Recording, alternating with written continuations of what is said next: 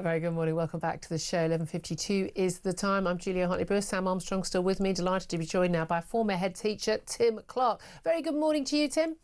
Morning, Julia. Good to see you again. I really should say Mr. Clark. It's head teacher. I think we should. Mr. Clark. Hello, sir. Good morning, sir. Sorry for being late, sir. I want to talk to you about Stonehenge. Now, I don't remember Stonehenge coming up much on the curriculum at my comp, but in terms of being taught history, I think I certainly want my child and any child in this country to be taught accurate history in terms of who built Stonehenge. It was built by Britons, ancient Britons. It's the most amazing, beautiful site. Tourists come from far and wide to see Stonehenge. It's absolutely stunning. It really, when you see it, it really is something that kind of blows your mind.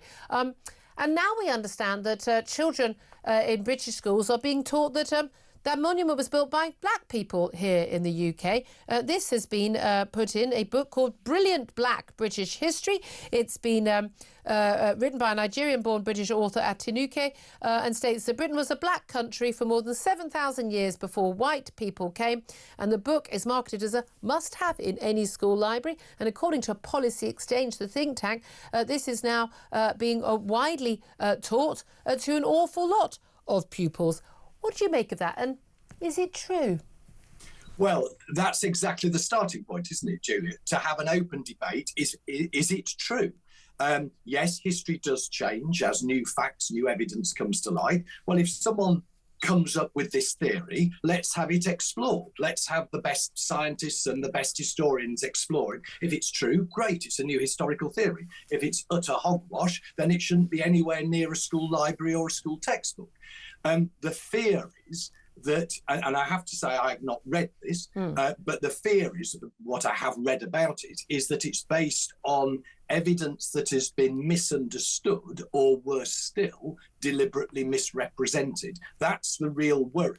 But if someone wants to come up with a theory, let's discuss it in the open. And as I say, if it's true, it's true. If it's not true, let's forget it. And we have this, don't we? I did history A-level, it's revisionism. And, again, after wars, for instance, it's the winner who writes the history and then it can be revised later and you get to different perspectives. Absolutely.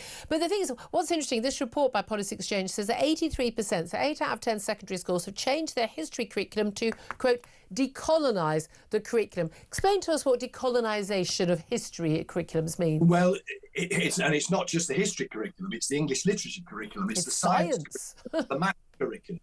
And the concept basically is that our policymakers want our curriculum to represent the vibrant multicultural country that we are. And of course, there is a place for that. But the difficulty is that the danger is that you then forget everything that happened in the hundreds and hundreds of years before Britain became a multicultural country in the middle of the 20th century. And some people won't like me saying, but there's no doubt about it. Before then, Britain was dominated by dead white men. That is a fact. And that is our culture. I don't even know why you feel the need to put the proviso. It is a simple matter of fact that we are almost entirely a white country until about 30 years ago. Absolutely. And you see, there's a current review going on of the national curriculum by the current government. In my view, very worryingly, this is being rushed through. There's been no open consultation. There was a 2-month period where people could submit evidence, but only 7,000 people did. That's out of 500,000 teachers, 9 million sets of parents, higher education, business, enterprise. It'll be the activists who get in touch. Absolutely. And the DfE has stated that the new national curriculum is to be relevant. Oh. Well, what is relevant? Oh, God, it'll just be rap instead of Shakespeare. That's what it always ends up being. That's the thing. But it's interesting, because I want to pick you up, because you said, we're a diverse sort of multicultural country. No, I don't want us to be a multicultural country. I want us to be a British country. I'm happy for it to be multiracial. I think, race is completely irrelevant. I want it to be not a monoculture, but certainly a clear, dominant culture that is shared by everyone. So you can have your little bit of if you come from Italy, a little bit of Italian culture, a bit of Nigerian culture, a bit of Jamaican culture, bit of Palestinian culture if you want. But the dominant culture needs to be British established culture, our values, our cultural traditions and the like. And that seems to me to be what the vast majority of people want. By the way, previously, people of any race. And I think the confusing, the multiracial and multicultural has been the issue, because you're kind of basically saying anyone of different colours, like, as a different culture. And that shouldn't be the case. And that's the problem, is this idea that anything that happened when we were largely a white country was bad. And now we're a good country because not everyone's white. That is quite a message to tell young children. Absolutely. And I think, yes, we've got to reflect what's happened over the 50 years, last 50, 60 years. But of course, what unites people in this country is that they live in Britain. Yes. That is the big uniting factor. They live here. There is a medieval church in practically every town and village. Yeah. That is part of our culture. Yeah. And of course, that's what we should stress. I say not exclusively. We don't want the danger of producing sort of xenophobic nationalists. No, but we don't.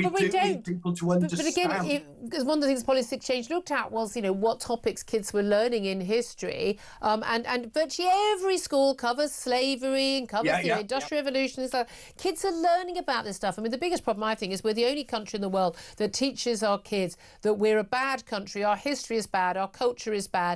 We are intrinsically wrong and evil and have done bad things in the world. No other country does that. But, and linked to that, Julia, is also this problem or this mindset that if you study something, you agree with it. I mean, for years, schools have been scared about teaching the British Empire.